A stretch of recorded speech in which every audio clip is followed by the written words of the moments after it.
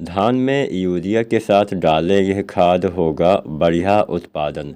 अगर आप भी धान की फसल में पैदावार बढ़ाना चाहते हैं तो आज की एक कंप्लीट वीडियो आपको देखना है। बहुत ही अच्छी जानकारी आज आपको मिलने वाली है। कुछ ऐसे तरीके भी आपको पता चलेंगे जिससे आप अपने धान में पैदावार बढ़ा सकते हैं। तो चलिए यहाँ पे हम आपका ज़्यादा टाइम नहीं लेते हैं, वीडियो स्टार्ट करते हैं।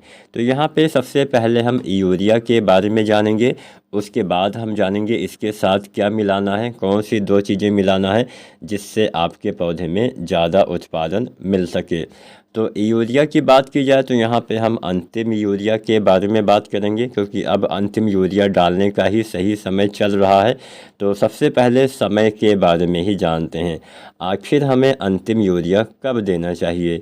धान की फसल में धान की रोपाई करने के बाद 40 से 50 दिन का जो समय होता है, यह समय अंतिम यूरिया डालने का सबसे उचित समय होता है। इस समय यूरिया डालने से पौधे में बढ़िया काम भी करता है, पौधे की जो ग्रोथ है, जो बढ़वार है, वो भी अच्छे से हो पाती है, जिससे बाद में बालियाँ वगैरह सही ढंग से आ पाती हैं। तो सबसे पहले तो आपने समय जाना 40 से 50 दिन। अब एक आपके मन में छोटा सा सवाल उठ सकता है कि 40-50 दिन में 10 दिन का डिफरेंस है, तो आप ऐसा बताएं कि हाँ, हमें एकदम सही टाइम पता चले, आखिर 40 दिन पे डालना है या 50 दिन पे। तो यहाँ पे ये जो डिफरेंस है ये वैरायटी के हिसाब से है, यानी धान की सभी वैरायटियाँ तो एक समान नहीं होती हैं। कुछ जल्दी पक जाती हैं, कुछ मध्यम अवधि की होती हैं, कुछ देर से पकने वाली होती हैं। तो अगर आपने कोई धान की ऐसी वैरायटी लगा रखी है जो बहुत ही जल्दी पक के तैयार हो जाती है, तो 40 दिन के अंदर ही उसमें अंतिम यूरिया डाल दीजिए। कोई मध्यम अवधि की वैरायटी है तो 40 से 45 दिन का समय आप चुन सकते हैं, और कोई देर से तैयार होने वाली वैरायटी है तो 45 या 50 दिन तक का भी समय आप चुन सकते हैं। यानी जल्दी तैयार होने वाले में जल्दी डालना है और देर से तैयार होने वाले में अधिकतम 50 दिन तक आपको यूरिया की अंतिम खुराक डाल देनी चाहिए। ये तो हमने अभी समय जाना, अब मात्रा जान लेते हैं। अंतिम यूरिया 30 से लेकर 40 किलो पर एकड़ के हिसाब से डालना है। इसमें भी वैरायटी के हिसाब से मात्रा का चुनाव करना है। 30 किलो जल्दी तैयार होने वाली वैरायटी में, 35 किलो के आसपास मध्यम अवधि की वैरायटी में, और 40 किलो के आसपास धान की देर से तैयार होने वाली वैरायटी में अंतिम यूरिया इतनी मात्रा में आपको प्रति एकड़ के हिसाब से, यानी 1 एकड़ में इतना डालना है, आपको यूरिया का प्रयोग करना चाहिए। अब यहाँ पे हमने मात्रा जान लिया, समय जान लिया, डालने का तरीका मैंने आपको बता दिया। अब कुछ सावधानियों के बारे में जानते हैं। आखिर 50 दिन के भीतर ही क्यों यूरिया डालना है, इसके बाद क्यों नहीं डालना है? अगर आप धान की फसल में 50 दिन के बाद यूरिया का इस्तेमाल करते हैं तो यूरिया डालने से क्या होता है, नाइट्रोजन की पूर्ति होती है।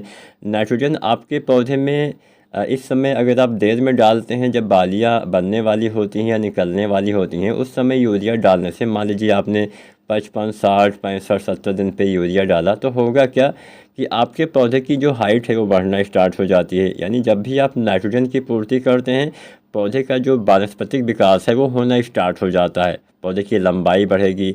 इसके अलावा पौधे जब लंबे हो जाते हैं तो गिरने की संभावना ज़्यादा हो जाती है।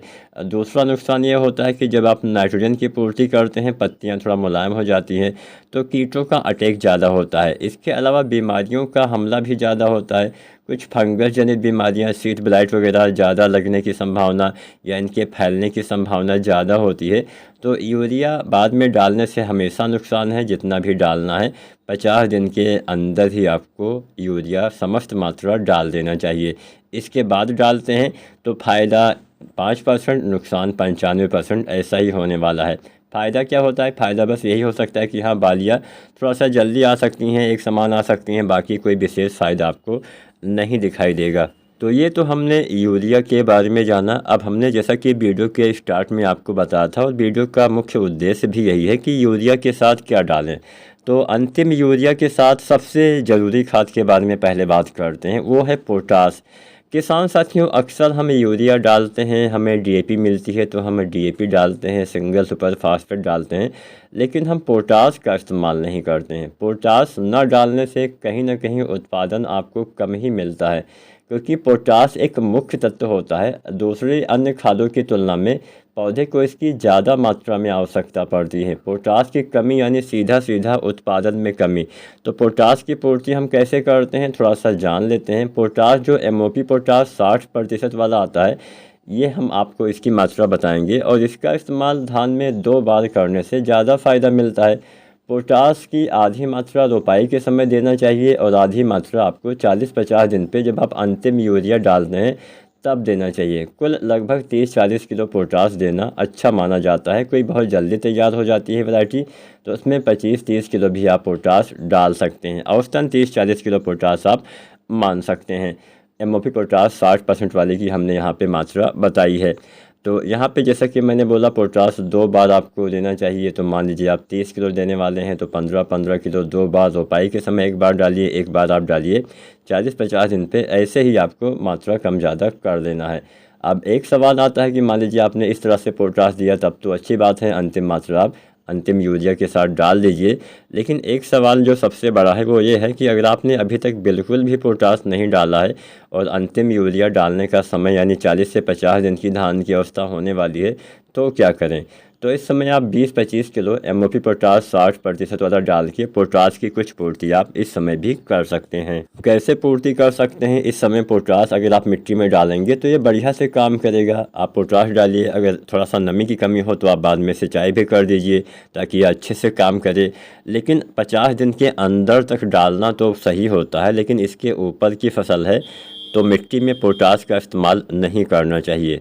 तब मिट्टी में पोटास क्यों नहीं डालना चाहिए, अगर 50 दिन से ज़्यादा दिन की फसल में मिट्टी में पोटास डालेंगे तो पौधे इसका ज़्यादा उपयोग नहीं कर पाएंगे, क्योंकि लगभग जल्दी तैयार होने वाली वैरायटियों में 55-60 दिन पे ही बालियाँ बनना चालू होने लगती हैं अंदर, यानी जो गर्भावस्था होती है वो स्टार्ट हो जाती है, जिसको गबोड या गोब अवस्था बोला जाता है।